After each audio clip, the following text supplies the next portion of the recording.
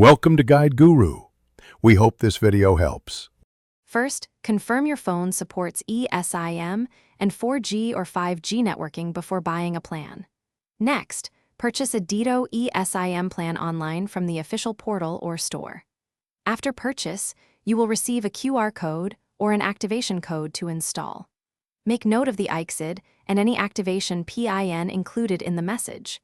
Keep your physical SIM backed up before switching profiles. Also maintain a stable Wi-Fi connection during activation for reliable download.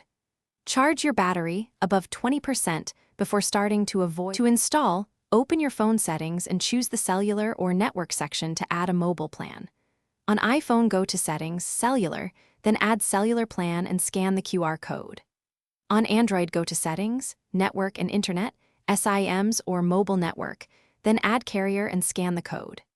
After the profile downloads, choose whether the Dito eSIM will be your default data line or secondary voice line. Confirm installation, and then restart the phone to complete network registration.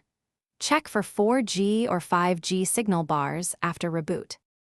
After installation, you can switch between eSIM and physical SIM in settings to choose data or voice usage. To change the default, open SIM settings and select the line for mobile data, voice, and SMS. If activation fails, enable Wi-Fi, toggle airplane mode, and then retry scanning the QR code or re-entering the activation code. Also check APN settings to match Dito configurations if internet fails after activation. If issues persist, contact Dito support and provide your ICSID and activation code for faster troubleshooting. Thanks for watching. Consider subscribing if we helped you today.